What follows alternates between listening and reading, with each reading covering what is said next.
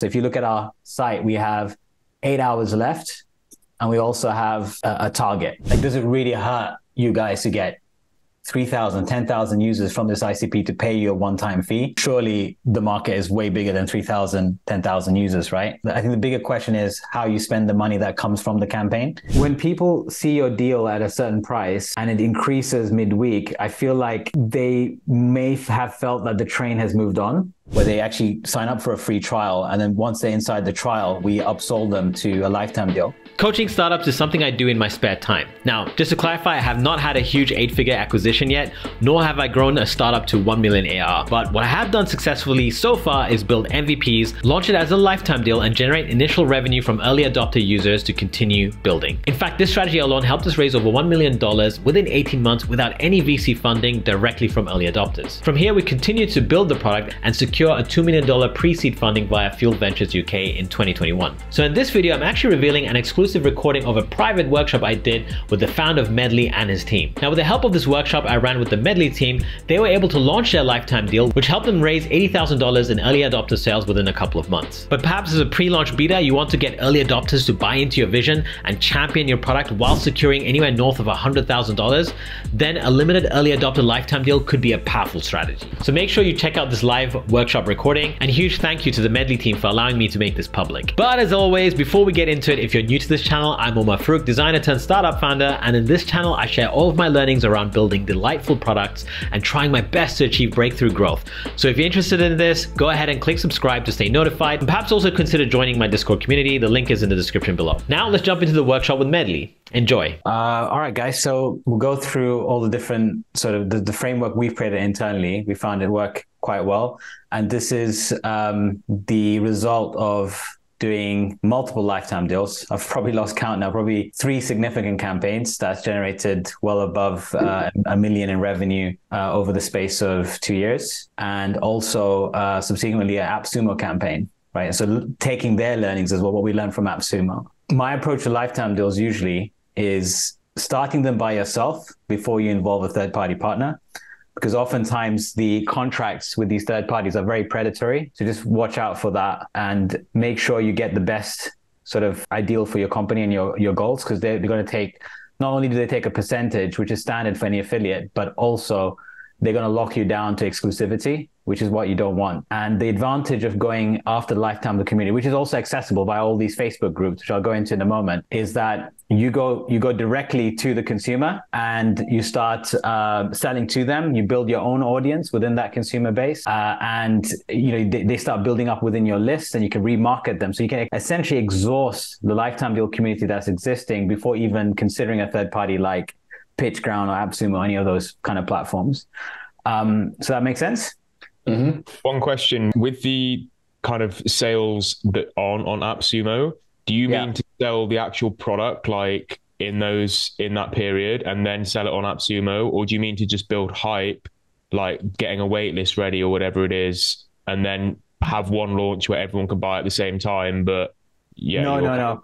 So hype and launch within organically, just by yourselves, approaching these communities, and they're accessible. I'll go into how you can access those communities in a moment. It's mainly through Facebook groups, essentially, and influencers. And then thereafter, you go after the Appsumo campaign. You can. It's an option.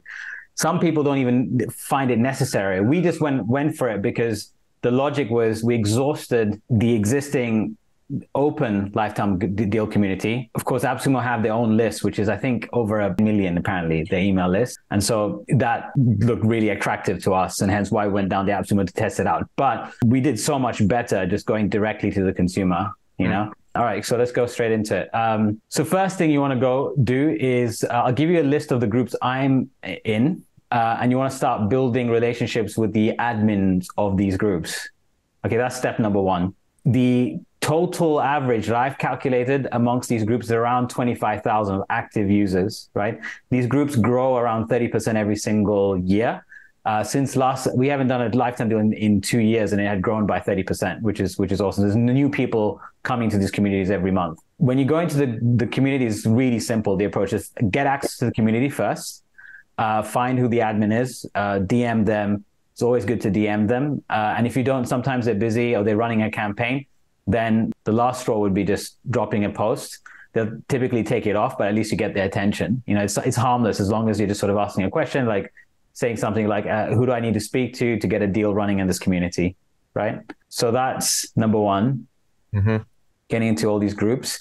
You could also consider other groups that align with your value proposition. So lifetime deal communities, let's talk about them, the type of user that's in these communities. They're a group of early adopters. They're in these groups to get early deals. They're very aware of what kind of offer they're going to be getting.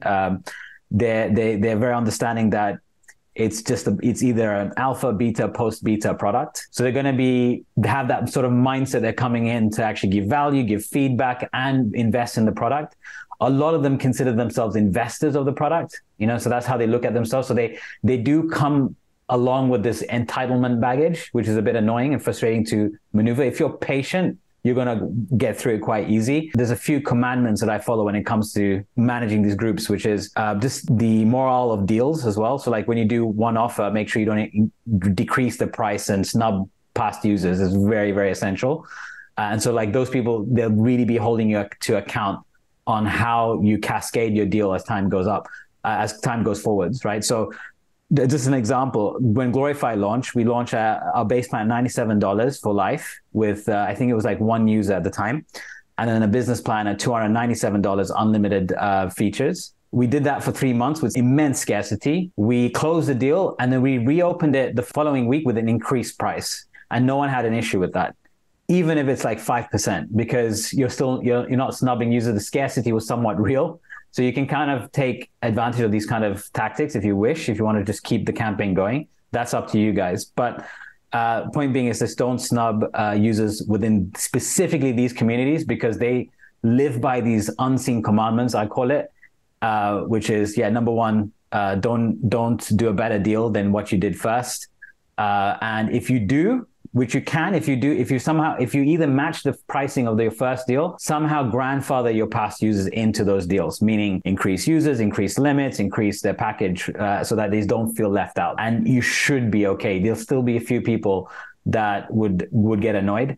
And frustrating this type of user base can, manifest in repercussions such as, like poor reviews, or they get quite nasty, some of them, right? So something just be very mindful when launching deals within these communities, right?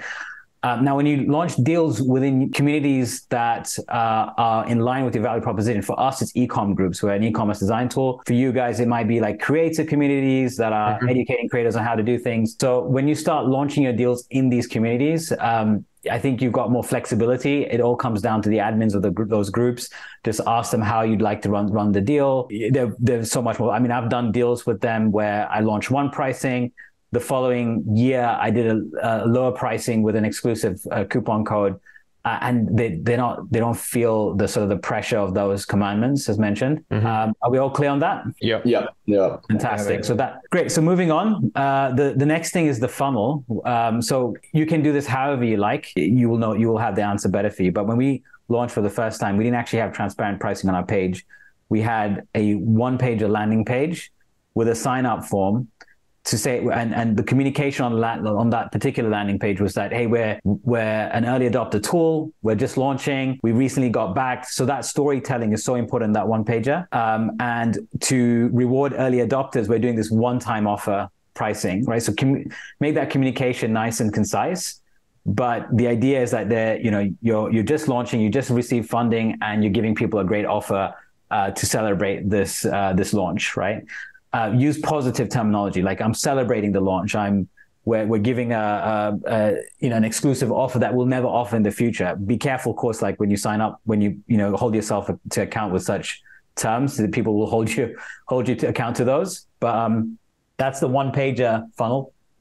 Take signups, and then post sign up, you start building a lead base, and the following page is the purchase page where they actually discover your pricings. We just found that interesting because our lead generation was much faster. People were just curious about the pricing versus seeing your pricing first and then making a decision.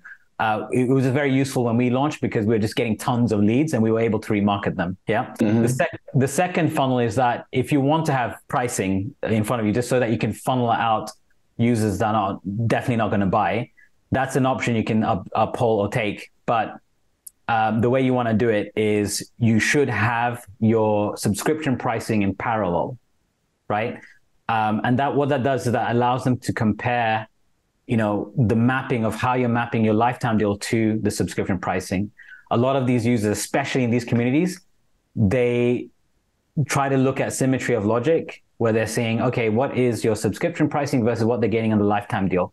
And typically it has to be mirrored somewhat, so whatever you're getting on the pro plan should be the exact same thing on the lifetime deal version of it, except they get those features for life. Yeah. Mm-hmm. Cool. So that's your fun. Yeah. So we actually don't have tiers now. So but we're planning to introduce tiers in the future. At the minute, it's just one flat tier, which is going to include all the features that we are launching with.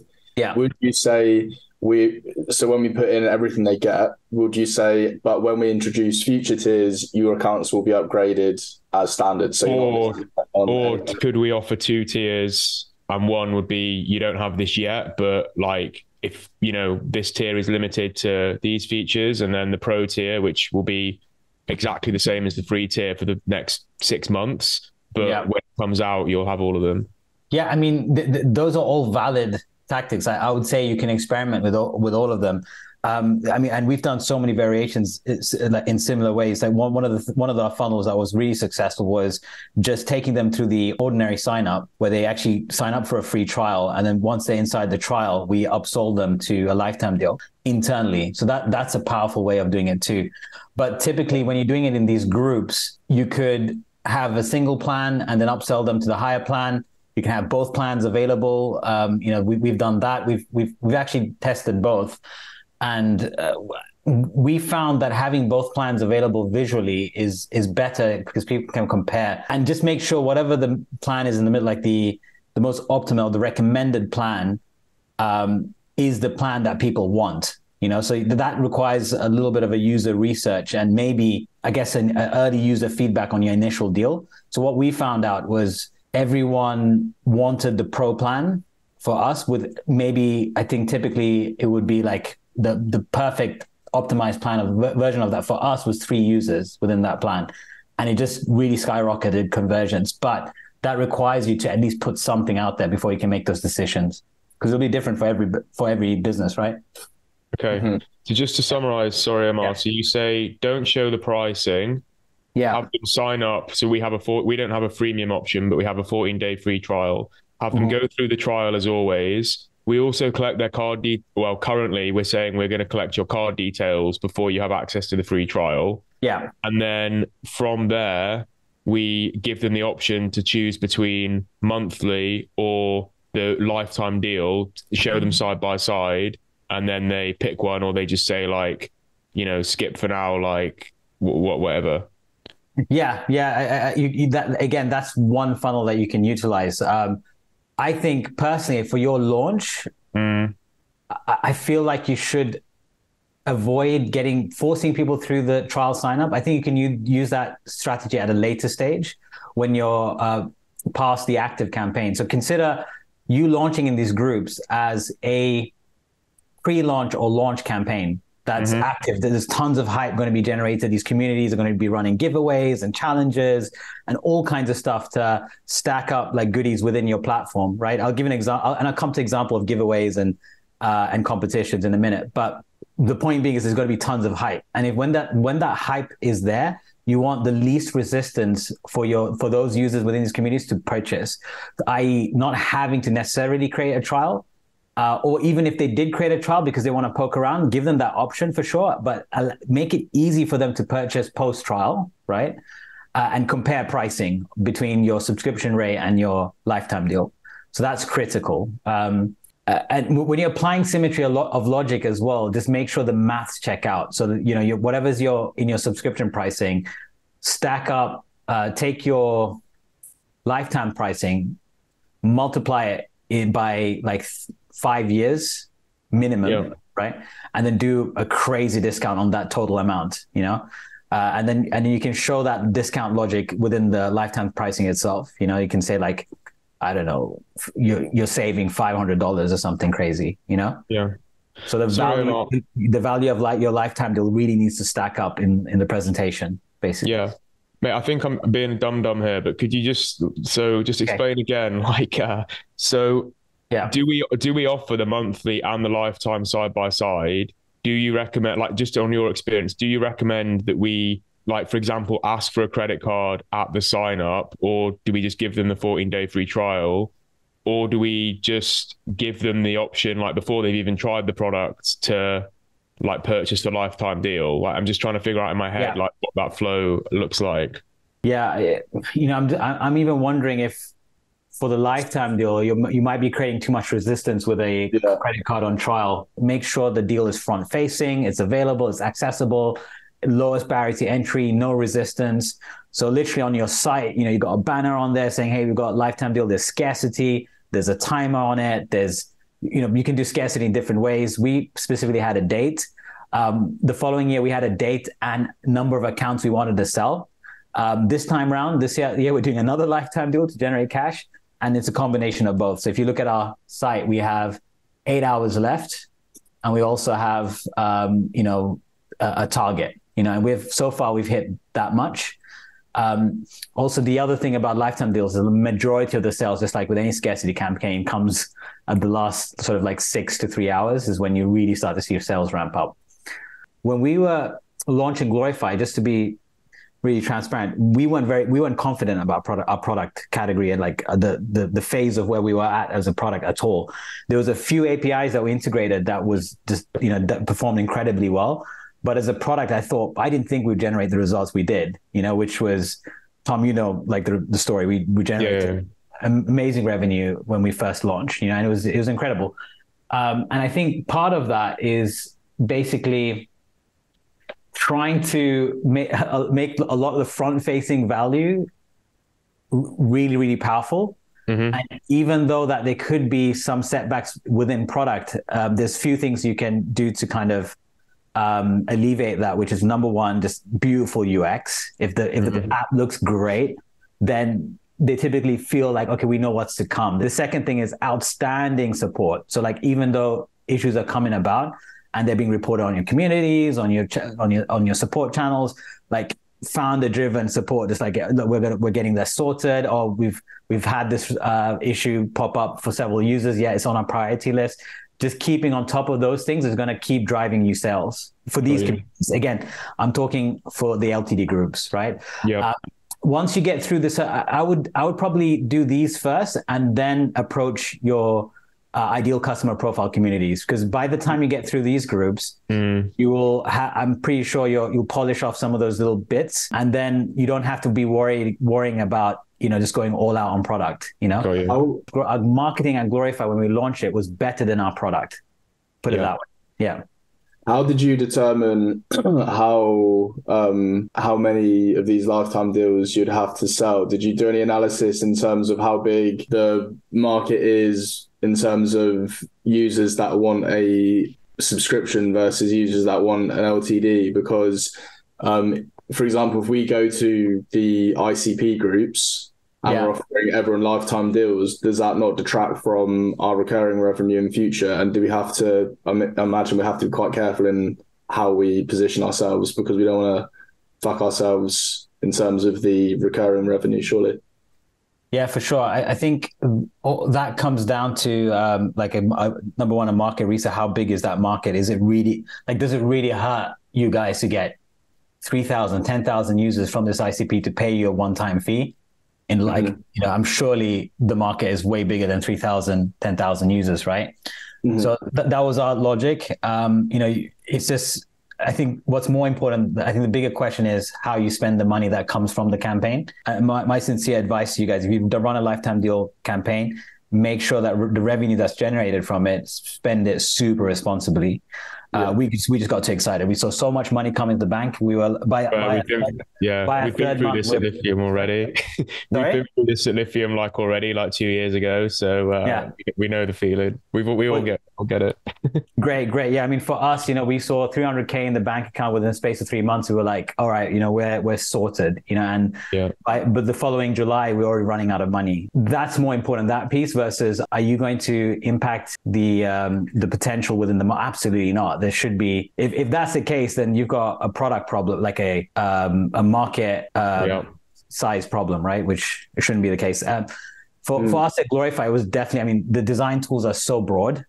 And I'm pretty sure like Linktree's market like is huge, right? Yeah, I mean our product is a bit more niche, but yeah, I agree with you. Yeah, I mean just using it as a baseline competitor, even like that market alone is huge. Okay, so users in these LTD groups, they don't buy subscription software. Trust me, they're like that was my thought process. Is these guys are specifically lifetime, whereas the others could be potential recurring customers. Exactly. I'm actually got a documentary coming out where I've interviewed several, user profiles, user personas from these groups, and none of them, I think the only person I met was one guy paying for a Notion subscription, and that's about it. And it's like, this is like probably 5-6 interviews of some of the most like power members within these communities. So yeah, just give you insight on that. But definitely, yeah, you might be losing out on these groups, that's an internal question. After that sale, and you've done your front facing stuff, take down the deal. Don't make the scarcity fake, because if any like 1 hour beyond that, people are going to start posting. Like they're very critical about these kind of campaigns, and you always have these sort of police types that are just criticizing your ethos, especially if you're a new company. They're going to be like on you like hawks. So just take down the deal. And if you want to run another one, that's okay. Wait a week, increase the pricing. So make sure that your pricing is planned previously. So the way I did it is found my most optimum pricing and then discounted it for the first campaign and then increased it beyond the first. So the middle campaign is the actual campaign you want. I think you guys don't have time because we're doing a campaign now. Our actual pricing is coming on Black Friday. That's where we want to make the real sales.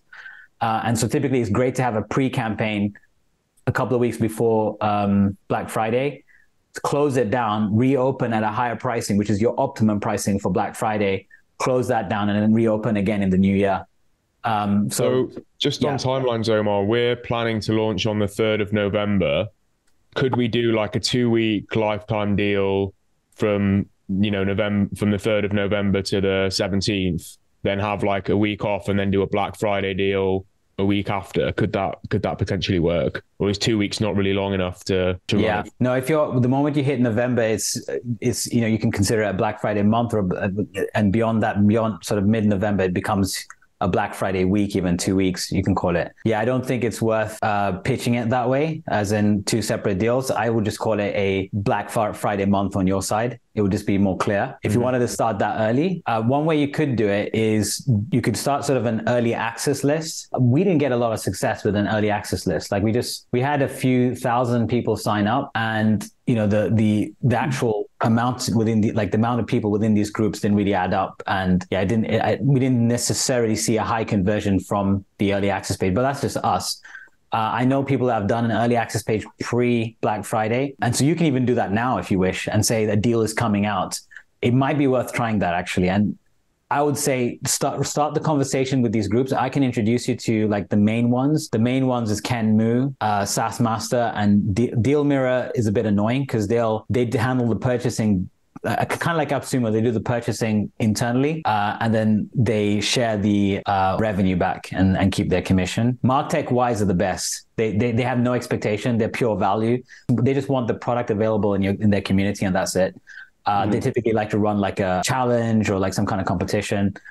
So definitely I'll put you in touch with Joshua as well. But maybe consider reaching out to these guys and start an early access deal prior to the Black Friday campaign, and then open up the deal mid-November and drive scarcity all the way till the end of November, or the Black Friday itself. And then we always do this, by the way, and always works like a charm for us, which is reopen on Cyber Monday with a sort of, based on demand, based on requests, we've reopened because people just wanted it so badly, right? It actually works. Like we've generated our second 6-figure just during Cyber Monday the first time. And we actually called it again Cyber Week. So running for an entire week post Cyber Monday.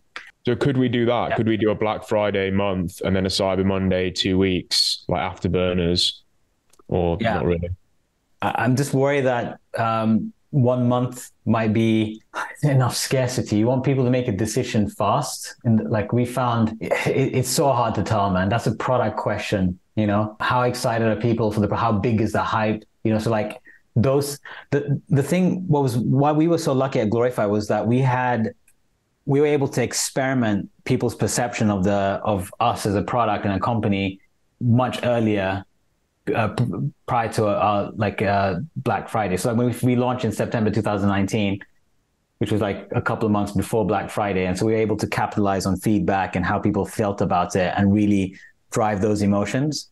So with you guys, if maybe it might be worth speaking to these group owners to see what they think about your product, what kind of results they've seen with other founders in your category achieve, and then sort of make decisions based on that. My gut feeling is that by Black Friday month, start an early access list for the first 2 weeks to build some hype gen, and then mid-November, open up shop. Okay. Yeah. You could even do like an early bird 10% discount for the first, just to drive even more hype in the first week. That could be valuable as well. Just to dig on this, the point, your argument against doing, like, for example, first 2 weeks of Black Friday, say call it $150, last 2 weeks of Black Friday, $200, and just being clear from the off that this price is going to go up and we're like tipping it. What's the argument against doing it that way? Sorry, repeat that. Argument against which way? So Black Friday month, but splitting it into two, where the first 2 weeks you do it for say $100, and then the last 2 weeks you do it for say $150. So people are motivated in that first 2 weeks to have a short time period to get the discount. And then the last 2 weeks you can still run the lifetime deal while Black Friday is going on. Oh, right. I see. Broader community.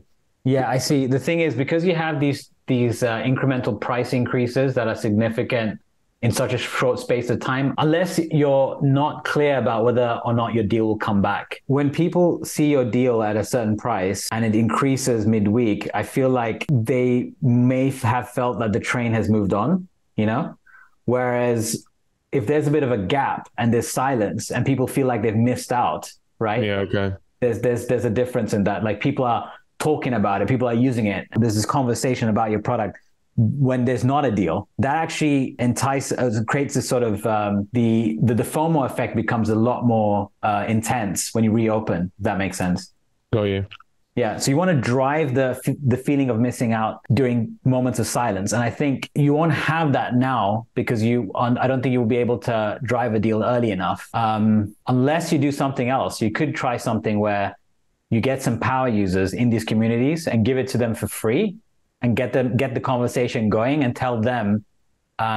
Joshua is really good at this, by the way, from one of these communities, Martech. We could, that's a sick idea. Actually, we could get in these communities. We could outreach them, get like 2 or 3 people from each, put them in our alpha group, which launches next week, and then get them giving us feedback. And then when we launch on Black Friday, they're already kind of like hyping it. Yeah, exactly. Because you want the hype to be pre-deal already to somewhat. So like. Again, with Glorify, we launched it. We got lucky where, people wanted to buy Glorify during that phase that we launched the deal. But the real impact happened when we shut down the deal. Like, we drove Scarcity, closed down the deal, we made tons of money, and we were closed till Black Friday. And so when we reopened for Black Friday, it was nuts. It was like bananas, So you need to create that effect of, I've got it, you don't. Right. Why can't Omar? What I'm not understanding is why can't we just like close it down and then open it in say December? Like, you not think there's going to be any demand just because it's not Black Friday? Like, I know it's a big thing, but if people really do want the product and they do feel they're missing out, is it going to matter that much if it's just like not on the Black Friday? No, I think Black Friday there's something special about it where people just stack up on tools. They don't care what they're more unapologetic on what they spend on. That attitude, like, the moment Christmas hits is really weird. Like, sales completely drop down, Right. Okay. We've had decent sales ramping up into Christmas time, like just post Black Friday, the first week that follows, and then the week after maybe. Look, I'll give you some data. Like, this could maybe be helpful because I can't even remember all of this, but you'll notice when we launched, let's have a look at this. So when we started all time, so this was it. So we started, let me do you can't really see the drop, because like at one point we closed a deal. Oh yeah, we did something interesting. What we did was we did close a deal, but we had a back door. That was okay. And so people were still able to purchase. But you see how the sales significantly dropped post December. But it's difficult to know whether that's just because the deal has been running for 3 months. Yeah. Like if that had happened at any other like point, I don't know if you've got information on, just exactly changed the years. Yeah, this was interesting. So we did the same thing in 2020 where we launched in October. We made some money. We made about 30 grand, closed the deal, silent, and then we reopened it. It was just a field day. Yeah, wow. And then 1st of November, it was like 1st of December, you can see how it starts to die down. Yeah, fair. Yeah. Okay. Cool. And there's ways to keep the deal going. If you want to see more cash coming in, you can still have the deal, but just try to make it, just always try to have the mindset of making the scarcity real for the people that bought here during this period, for the majority of people. And to be honest, I think we just want to use this as like one tactic, like now for growth. Like if we got, 1,000 sales, we'd be super happy. And then like never do one again, basically. Like we're not really kind of planning on doing that. Omar, sorry, I'm just conscious of the time. Is there any stuff in your Figma that we need to run through? Yeah, of course. Just one thing on that is just always have those strategies as a back pocket, because if just in case, I'm not saying you won't, if you don't hit 1,000, we're not on target right now. Our campaign, we mission 3,000, we only hit 200 sales for as an example. So we've got so many different strategies in our back pocket, like ads, reaching out to specific influencers, so we're going to close the deal tomorrow, but after tomorrow, we're actually going to still have a back door available through some of my social media channels and, exclusivity through influencers, basically. But yeah, as long as the scarcity is real for the majority of people, because the word gets around, like you don't want to be the guy that doesn't, just creates false scarcity. We've had that label on us that we create a sense of false scarcity, and it has impacted the sales in the past. Okay, so the other thing I was going to say, what's all this stuff? This looks cool. Sorry, what's this 2 weeks aggressive campaign with all of this is just how we structure our campaign. So I think all of this stuff is relevant to you. Number one, you will just have your chances of making a successful campaign will be like 10x if you have a phenomenal video. So if you can invest in just a mind-blowing promo video about your product. I just got a quote of like 7.5 grand to do it. Well, if it's going to give you the result, then we can't afford that. If two things to think about, just, anchor all the emotions you can about your ICP or the type of person that would buy your product and the benefits of it. Chuck it in that video and just make it really, really compelling. Make it beautiful, of course. And I think that's what should be driving the sales. So it was really, for us, it was that video that, helped get the message across. So I didn't have to do so much speaking around. The second layer to this is you can have team members DM. So what would typically happen is, if you look at these groups, so we're running a deal now, the hype starts to build up in these communities. So you'll see here's one kind of campaign you can run, which is a competition where, not necessarily a competition, but a reward system where if they buy, key action, they have to buy Glorify, one of our lifetime deal plans. If they want to stack up credits, they just have to give us a review on the various platforms. There's 2 benefits there. We got tons of reviews on G2, on Trustpilot, and on the other one, can't remember, Capterra. And in return, we just stack them up on AI credits, which is our main kind of feature with limit caps, right? Yeah. And your team, I would advise one person that can be the face of interaction during these campaigns. Probably it's very likely be yourself, Tom, or Ben. One of you guys, whoever is just engaging with people, just needs to be on it. And it's just like being really transparent. Like, don't try to oversell. Like, I'm open about challenges. I've always been this way. And that's what I found drove a lot of our campaigns, because the fact of the matter is, in these communities, especially, you'll find that people are very aware of SaaS companies launching lifetime deals and they're just becoming redundant, So like, you'll see a lot of conversations here where, companies have gone completely redundant. There was a few discussions here about how companies have failed Yeah, can't really find one now, but that's typically what happens. Because the one thing I'm worried about is you guys have a massive email list, which we don't have. Yeah. Like at all. Like I don't think we have any emails basically. Maybe like 10. Because we just haven't we haven't launched, and our product is product-led growth, so it's just difficult. But you think even with that, just by hammering these groups, and also one question about how Product Hunt launch and that kind of stuff fits in here. Yeah. It would be good to know. Yeah. So Product Hunt, it's hit and miss. You can't really tell if the Product Hunt launch would impact your lifetime deals. It's more of a social proof strategy for these communities. So you launch a Product Hunt, you get great reviews, and people are giving you positive feedback. Tons of love is coming your way in an authentic channel, and then you just that becomes a way to drive social proof. So when people are asking about your tool, you can leave the Product Hunt link there, or you can ask. Like what I typically do is I try to get other people to promote for me, so then I can just kind of have a sense of humility when I'm interacting with these users. There's a lot of people will be doing the promo for me. You can see over here, like there's a lot of hype, and it's not necessarily me. Reminds me of the good old crypto days, this, to be fair. Can imagine, man.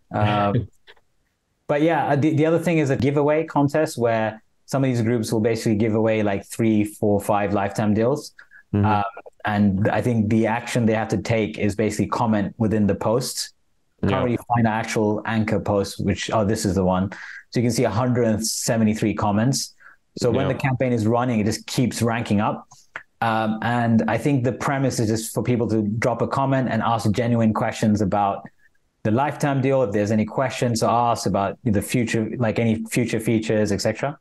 The other thing is pricing numbers really important as well. Weirdly, with lifetime deals, there's a few. It's got to have a 7 in it. Sorry? Has it got to have a 7 in it? Yeah, it's weird like that. So it has to be an odd number. Let me just give you a few numbers actually. But yeah, so 97 was our launch deal that we did. But you could even do like 47, depending on your competitors. 67 is a very popular one. So yeah, for whatever reason, these numbers convert better. For some reason, even numbers, they just seem more expensive psychologically. There's a study. I get that. Yeah. But your product is $7 a month, right? Yeah. And our product's 30. Yeah. Is it like, I was looking on Appsumo, or Ben and I both were, like there is not a product on there that's over maybe like $150, or if it is, it's very rare. Yeah. Do we have to just grin and bear it and go with this 97, even though I feel we're massively selling it short versus the monthly? Or is there room to have like 147 and people will still buy? I'm just wondering, is there probably a psychological hurdle as well for triple figures, right? Yeah, I mean, I think I think maybe you don't want to look at it, totally mirror it with your logic on your subscription model. Just think about what margins, what's your target, and base it on that. Like what makes it attractive, and that competitor analysis piece is really important, because can they go and buy something similar that gives them the premise of the value you're offering for a lot cheaper, right? That's the thing. There is nothing on the market that does what we do. Like maybe that sounds arrogant, but like there isn't. It's the rewards thing. Is that the main USP, right? The main thing is that you can validate that an action has been done and then reward them for it. Yeah. So like obviously there's a million link in bio tools they could use, but they're all practically the same. They direct you to links. Whereas what ours does is it validates the action you want to be taken has been taken, and then rewards them for that. So there's a few things that no one else is doing, but the core of it is this idea that they can actually incentivize people to follow them on the platforms. Yeah. It's hard with your tool, because the reason why our selling point was such a anchor or hook for our users when we launched is visually it was so compelling. Like no one was doing background removal with AI at the time. It wasn't on the market. Even Canva wasn't doing it. So we were like one of the earliest to integrate AI-based background removal. And based on that alone, just showing them what that looked like, you add an image. It takes 3 seconds to get to the aha moment, right? Yeah. So that was really compelling. So it might be hard to communicate that value proposition. It is, yeah. So on your side, I think beautiful landing page, like I've seen the landing page, just kind of make those bits and your marketing, the ads, all the creatives you put out there needs to be super compelling. I think because of that, because there's nothing that gives them value proposition within 3 seconds immediately without you having to educate them, it might be worth having lots of additional social proof mechanisms. So like product hunt, definitely do the product hunt now, I would say. Definitely have that compelling video. And if there's anything that you feel like you can amplify on your landing page, even do that. So just all of your front-facing marketing just needs to look 10 times better than your competitors. For us, like just to give you context, when we launched Glorify, $97 was our base plan. There were tools like Crello, which was doing a lifetime deal at the time. They got acquired by Vista recently. I think their plan was like $47, right? So you can, there is a way to draw eyes in by your pricing. Like if you are positioning it higher price than the similar tools out there, then do that, but then make sure that the why is clearly communicated. And you can have the opportunity to communicate that through the Facebook groups, the chats, the comments, and on your landing page, your FAQ. Oh yeah. FAQs on lifetime deal landing pages are so important. So you want to be really clear. So look, this is how we look at our pricing. Again, just popular tag, the value, 30 days money back guarantee is super important. All of these bits super important, and then this bit very important. Okay. Refund policy. Why are we doing a lifetime? I'm just going to copy this page. Not going to lie. Like, yeah, just do it. No, honestly, like I think. How is it different to your landing? Is it much different to the landing page, or is it just got the pricing and the? I think other than all these scarcity mechanisms, I think it's pretty similar. But there is a founder video that I launched. Hi guys. Which is just me talking about lifetime deal, why we're doing it, and that kind of thing. Oh yeah. I don't think you need to, the story is really important as well. Like when we launch our lifetime deal, I don't know if you can do like a time machine, glorifyapp.com and go back to our first landing page. But in the pricing page, when you're checking out, I actually had like a little blurb on there, like a founder statement saying, hey, we just launched, we opened up shop, we raised our funding round. Those bits I was speaking about early on when we started, that storytelling is so important because you want people to know that your company that has a future, you've raised funding, and you're going to be like completely determined to make this into the next best thing. And so that within a paragraph, just communicate that. Okay. Yeah. I think that's it. I don't know if I'm missing anything. I'm just trying to think before we leave. If there's anything else that comes to mind, I'll let you know. One question I have, Omar, in your team, how do you split up this work? It seems like a lot of work. I mean, I don't know how much work it is, but it seems like quite a lot. How do you split this up in your team? Like, does one person own the whole thing? Do you have like a couple of people working on it? How did you approach that? Yeah, we have the way we split it is dev, marketing automation, so the IT side, and community, those 3 bits, right? And you can have as many people as you need in those 3 pieces. Typically for IT automation, I feel like one person owns it. And what this person should be doing is like the email automation, the countdown timers, just that whole funnel side, because like the whole funnel needs to be super connected, right?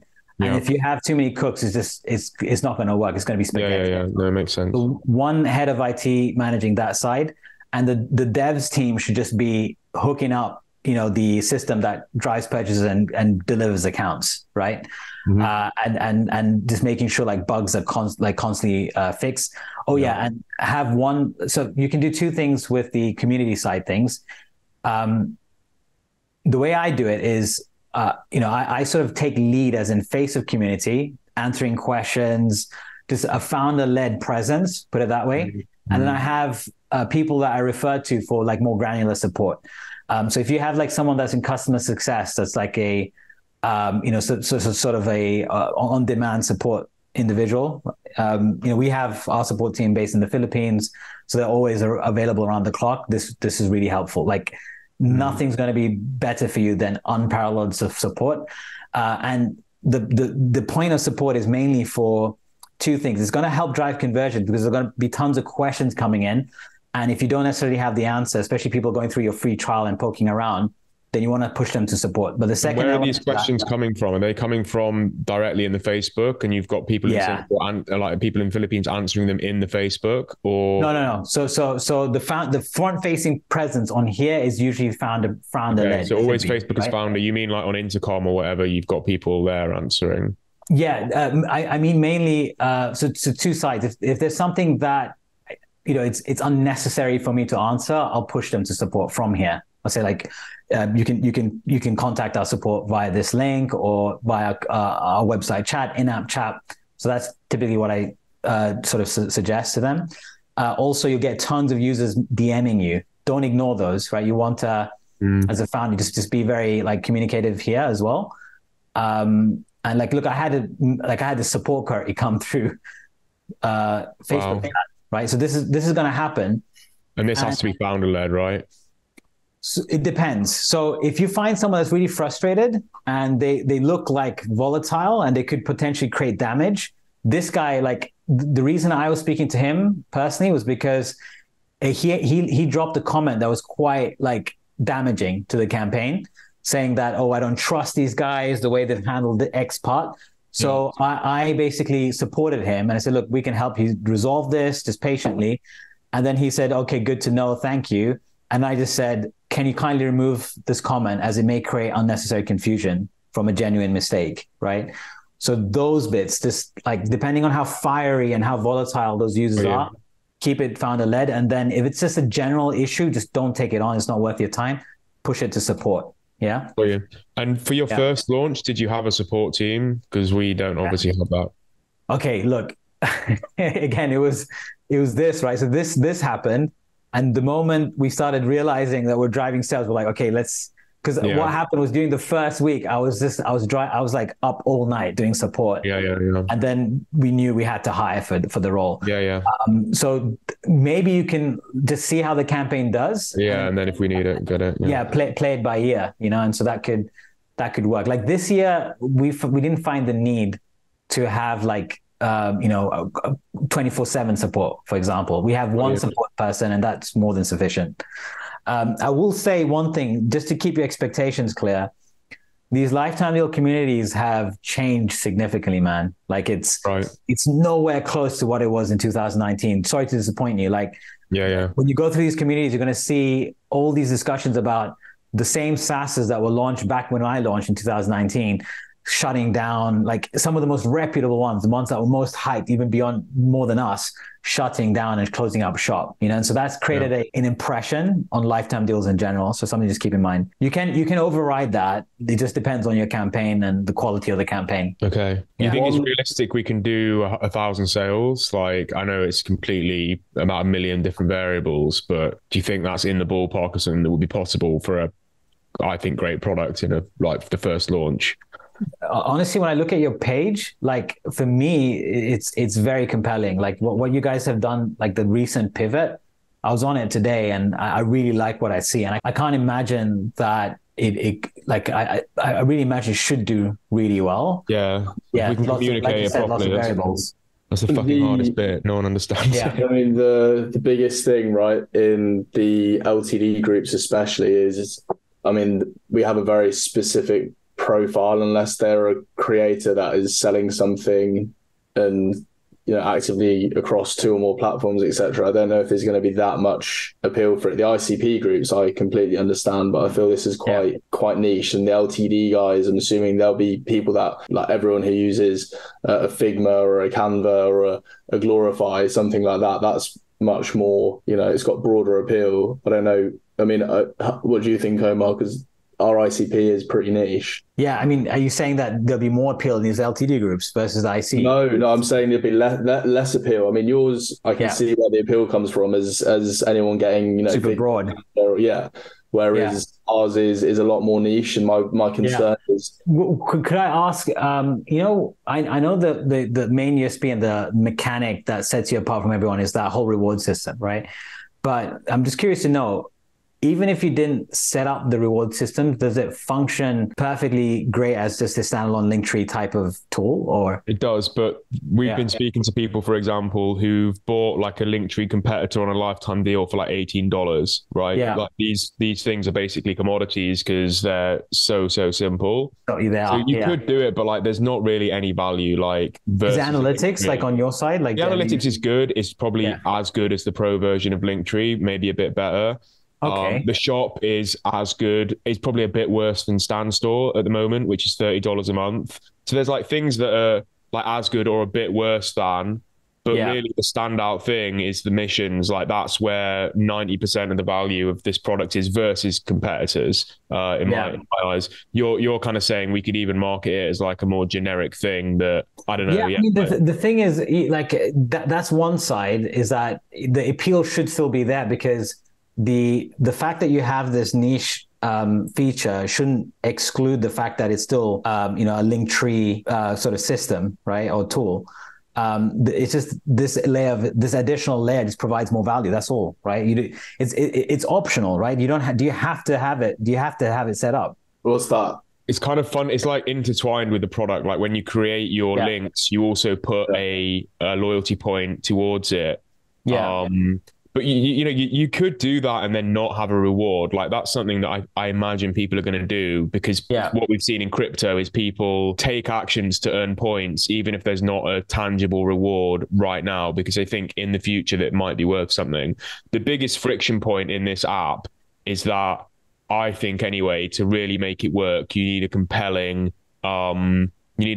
reward to give away. Like you might have a PDF or an ebook. A podcast and have an unreleased, podcast. I probably have a Notion template that I would usually charge, $10 for. But having said that, like I said, maybe people will. So this is kind of evoked a few thoughts on my side. Is that there is a way that you can pitch this? Is that, have you guys thought about creating an agency account? We have one, yeah. We have one, yeah. Okay, so an agency can sign up to your tool and create these pages and monitor them and manage the campaigns for the business or the creator. We have an agency account for testing because it's just impractical for us to plow through like 50 different accounts with different Google logins. I wasn't planning on having the agency as part of the offer at the start, because I just kind of feel that with a launch, having a very, very defined ICP is important, and it's already a difficult product to explain without bringing that in. Having said that, I'm not averse to trying out. It's just that the value. So it's just the mindset of the lifetime deal users. So just to kind of clarify, like what kind of personas are you going to see there? A lot of the people in these lifetime deal groups, they're sort of jack of all trades, types. They're just people that stack up on tools. Some of them call themselves a marketer. A lot of them are dabblers, right? They're dabbling in e-commerce, they're dabbling in e-learning. A lot of them have full-time 9-to-5 jobs, and they're doing this online hustle thing as a side thing. And they haven't really, some of them have more robust setups. They might be, they might even have like a marketing agency or some kind of paid media agency. So those things exist, but for the vast majority of them, they're just kind of dabbling on online side hustles, put it that way. Right. So to be honest, Omar, if that's the persona, like now, how many people who are doing online side hustles are also trying to build an audience, right? Because they're like, that's a way for them to sell their product, and it's on a social media channel. I don't know. Maybe I'm.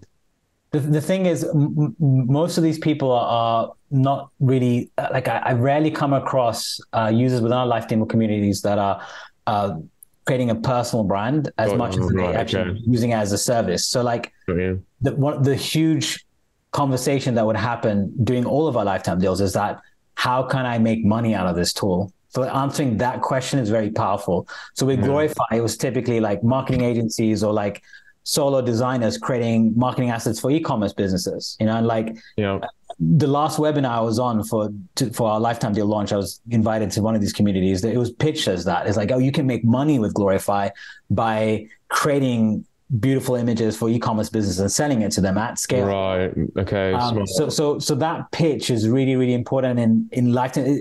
And sometimes it might force you to do little sort of slightly gimmicky things with your product And I've been there, but if the development is not painstaking, it might be worth it. Like you can manage social media accounts. Yeah, I mean, no one ever like a lot of our Lifetime Deal accounts, they have like sort of exclusive setups within their accounts just to kind of scratch their itch versus like our public facing accounts. So if you want to do that, it's worth it if it hits that target, you know? And so for me, I think it would be this agency thing, this agency play. I mean, we could do that. That's how we could do like, you know, one account, like $99. Yeah. Like unlimited accounts, or I don't know, 20 accounts.